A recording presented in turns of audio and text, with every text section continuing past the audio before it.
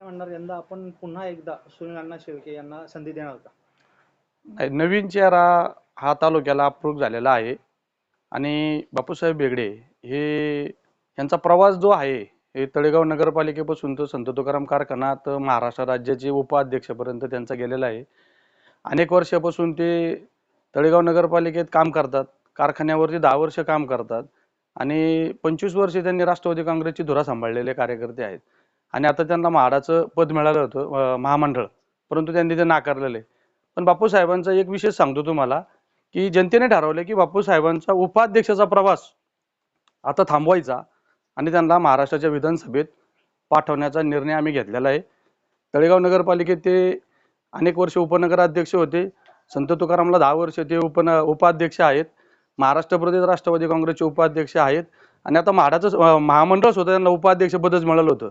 परंतु आता मावळच्या जनतेने ठरवले की सर्व त्यांची उपाध्यक्षपदं थांबवायची आणि मावळचे आमदार त्यांना करायचा आणि विधानसभेत त्यांना पाठवायचा असा निर्णय मावळच्या जनतेने आणि सर्व पक्षांनी घेतलेला असल्यामुळं आम्ही सर्व शेतकरी, ग्रामीण भागातले कार्यकर्ते हे बापूसाहेबांबरोबर आहेत.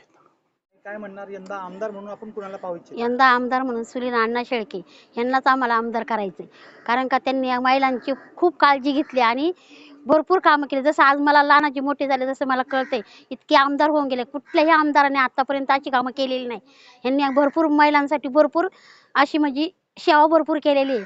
म्हणून तिथं महिलांना त्यांनी ज्या महिला शेतात काम करत दिवसभर काम करणार उन्हातान्हात त्यांना सुद्धा अशी म्हणजे फिरायची त्यांनी संधी दाखवून दिली का इथं फिरायचा तिथं फिरायचं असं म्हणजे भरपूर त्यांनी सुविधा आमच्या महिलांसाठी भरपूर केले. ज्या महिलांना आरी वर्क नव्हते त्यांना आरी वर्क सुद्धा त्यांनी क्लास लावून दिले का नुसत्याच महिला शेतात कामं करणार, थोडंफार स्वतःच्या पण पायावर त्यांना उभं राहण्यासाठी त्यांनी बहुत सुविधा अशी म्हणजे भरपूर सुविधा केलेली आहे. त्यामुळे मी वोटिंग अण्णांनाच करणार.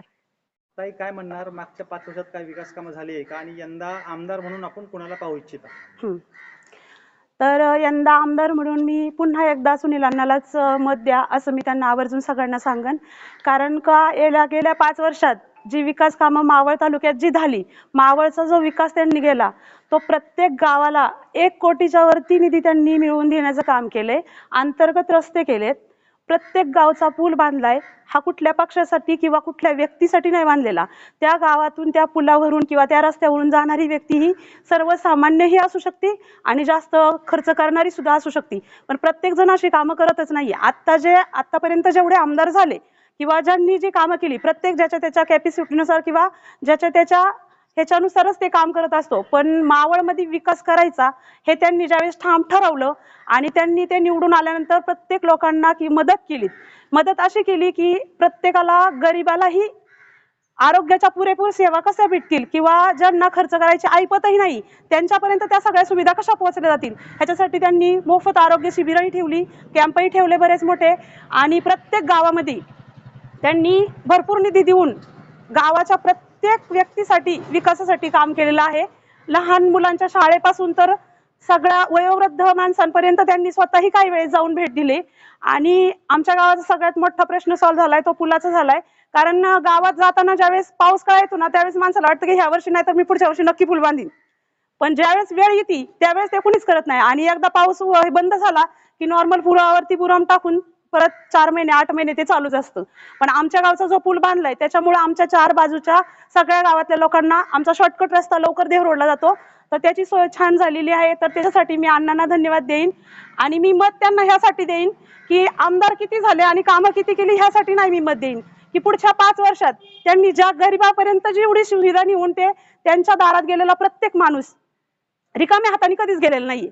मग त्यांनी किती लाखाची मदत केली किंवा किती रुपयांची केली हे मी माहित नाही मला, पण तो रिकामा कधी गेलेला नाहीये. मग ते काम कुठलंही असो तर त्या आरोग्याची सुविधा किंवा कुठल्याही आरोग्य आयुष्यामध्ये ज्या अडचणी येणार आहेत तर तिथे जाऊन त्या सुटणार असतील तर त्यासाठी मी नक्कीच त्यांना वोट देईन. ताई काय म्हणणार यंदा मावळमध्ये नवीन चेहरा आहे आमदारकीसाठी उभा, आपण त्यांना संधी देणार का? काही सांगू शकत नाही. मावळातले दोन्ही उमेदवार हे खूप कामगार युक्त आहेत.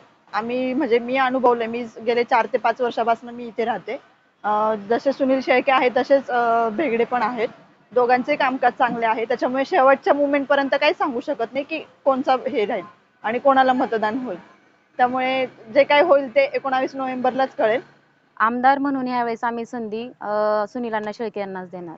असं का बरं वाटतं आपल्याला की पुन्हा सुनील अण्णा शेळके यांनी आमदार व्हावं म्हणून? कारण सुनील अण्णा शेळके यांनी मावळचा इतका विकास केला आहे की लहानापासून थोरांपर्यंत त्यांनी प्रत्येक कामं केलेली आहेत. गावचा विकास असेल, कोणा दवाखाना असेल, आरोग्याच्या सेवा असेल, हे सगळं अण्णांनी उपलब्ध करून दिलेलं आहे. अं, तरी या वेळेला भरपूर लोकांचं असं म्हणणं आहे की नवीन चेहरा यावा म्हणून, याबद्दल तुमचं काय मत? नवीन चेहऱ्यापेक्षा अण्णांनी मागेही खूप कामे केलेली आहेत. इथून पुढे हे अण्णा आपल्याला आश्वासनं देतात आहे की इथून पुढची ही जेवढी कामे असेल तेवढे अण्णा निष्ठतेने पार पाडतील. त्यामुळे त्यामुळे आम्ही सुनील अण्णा शेळके यांनाच वोट देऊन त्यांना ज्या ब- बोला. त्यामुळे आम्ही सुनील अण्णा शेळके यांनाच निवडून देणार.